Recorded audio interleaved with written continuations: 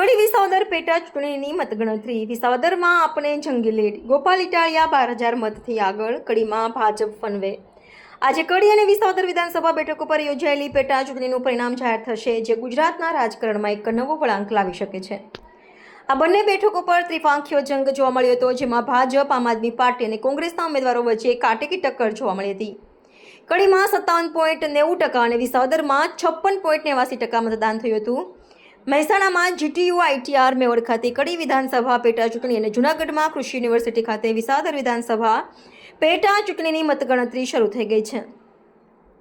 વિસાવદરમાં ભાજપના કિરીટ પટેલ અને આપના ગોપાલ ઇટાલિયા વચ્ચે ખરાખરીનો જંગ જામ્યો છે. વિસાવદરમાં 14 રાઉન્ડ પૂર્ણ. આપ આગળ. આપ 50,676, ભાજપ 40,042, કોંગ્રેસ 4,133. વિસાવદરમાં આપમાં ભારે ઉત્સાહ. પ્રવીણ રામે કહ્યું, આજનું પરિણામ દિશાસૂચક બનશે.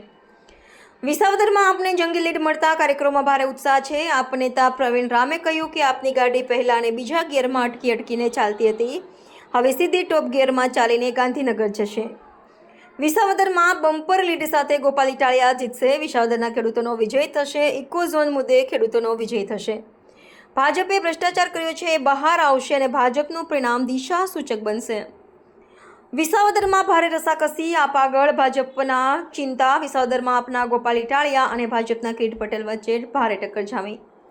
શરૂઆતમાં ભાજપની લીડ ઘટી હતી, ત્યારબાદ આપ આગળ નીકળી ગઈ હતી. 10 રાઉન્ડમાં અંતે આપ 4,181 મતથી આગળ છે. આપ કાર્યકરો ઉત્સાહમાં આવી ગયા છે, જ્યારે ભાજપમાં ચિંતા છવાઈ છે.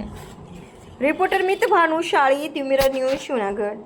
કડી વિસાવદર પેટા ચૂંટણીની મતગણતરી. વિસાવદરમાં ગોપાલ ઇટાલિયાની જીત નિશ્ચિત. જે ગોપાલના નારા લાગ્યા. કડીમાં કોંગ્રેસે હાર સ્વીકારી. વિસાવદરમાં 20 રાઉન્ડ પૂર્ણ. આપ 16,594 મતથી આગળ. કડીમાં ભાજપ મધ્યસ્થ કાર્યાલયે નેતાઓ કાર્યકરો એકબીજાને મીઠાઈઓ ખવડાવી. કડીમાં 20 રાઉન્ડ પૂર્ણ. ભાજપ 38,035 મતથી આગળ. કાર્યકરોએ જીતની ઉજવણી શરૂ કરી. વિસાવદર 19 રાઉન્ડના અંતે આપ 14,914 મતથી આગળ. આપ 68,783, ભાજપ 53,869, કોંગ્રેસ 5,012. કડીમાં કોંગ્રેસ ઉમેદવારના આક્ષેપે કહ્યું કે ભાજપે કંઈક ગડબડ કરી છે. કડી વિધાનસભા બેઠકની પેટા ચૂંટણીની મતગણતરીમાં ભાજપના ઉમેદવાર રાજેન્દ્ર ચાવડા 37,424થી વધુ મતોની જંગી સરસાઈથી આગળ છે. કોંગ્રેસના ઉમેદવાર રાજેશ ચાવડાએ ભાજપ પર ગંભીર આરોપો લગાવ્યા હતા. તેમણે જણાવ્યું હતું કે ભાજપ દ્વારા કંઈક ગડબડ કરવામાં આવી છે અને તેમને મળતા મતો કરતાં બમણા મત ભાજપ લઈ જાય છે. હાય, હું છું ક્રુઝિન સિંઘાનિયા. આપની આસપાસના સત્ય સમાચાર જાણવા માટે જોતા રહો ધી મિરર ન્યૂઝ અને હા, લાઈક અને સબસ્ક્રાઇબ કરવાનું ભૂલતા નહીં. Thank you.